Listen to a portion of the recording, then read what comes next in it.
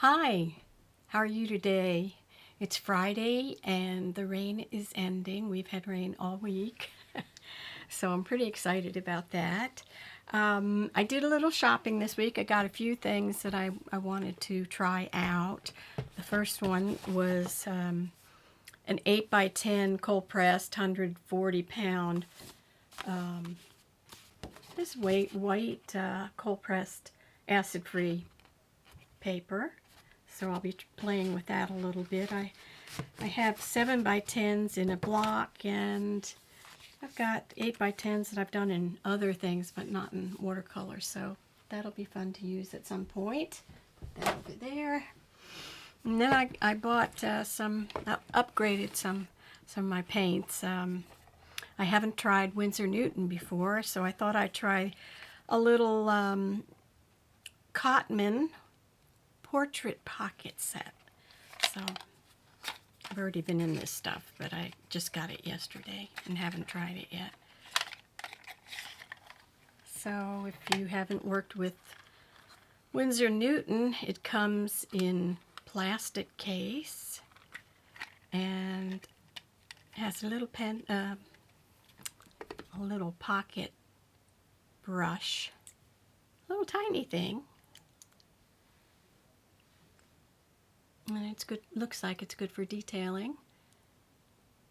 So I'll probably use that when I'm traveling. But for now, I'll just let it be. Shoot, I should have wet it first. Let me do that. So I don't get the brush bristles all out of whack.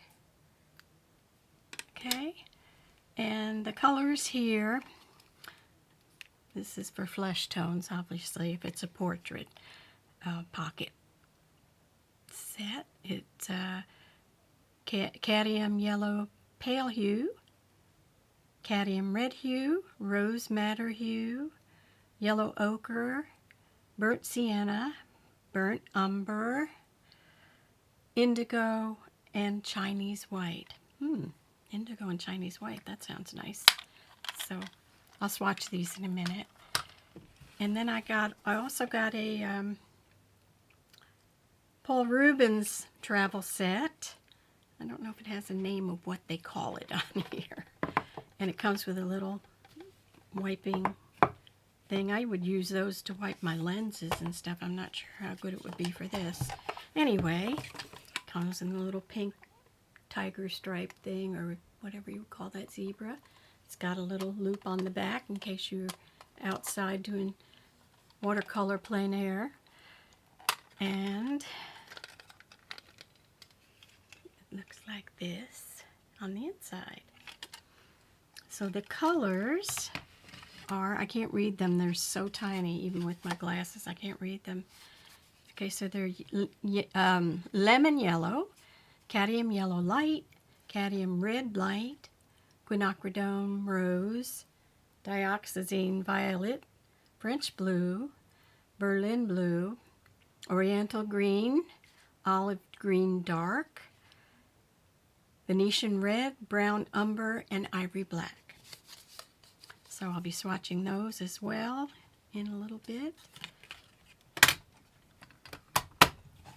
And in the meantime, I'm going to clean this up a little bit and put my camera overhead and do some swatching, which will be sped up. And then I'm going to start on a little watercolor painting. So I'll be with you in a minute.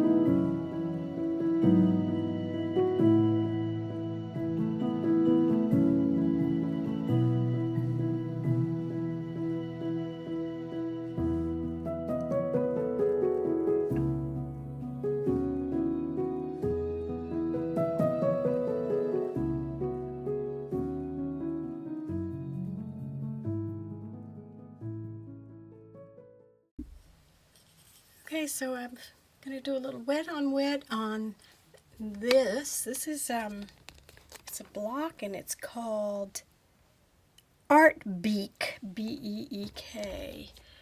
And it's a hot press, but it feels a little, it's not quite as soft as some of the hot presses I've seen. So this is my first painting I've done out here.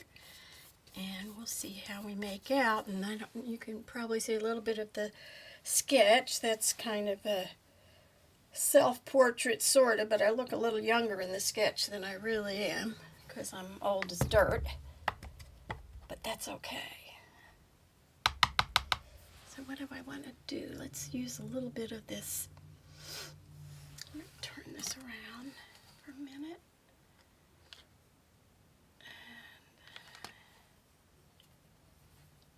And going to use a little bit of this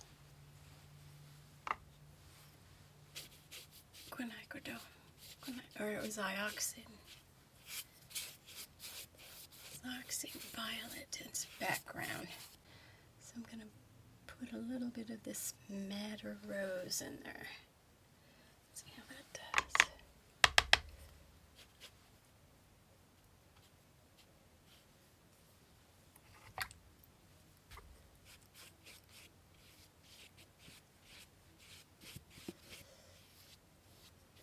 Well, it was more than I wanted, but that's all right.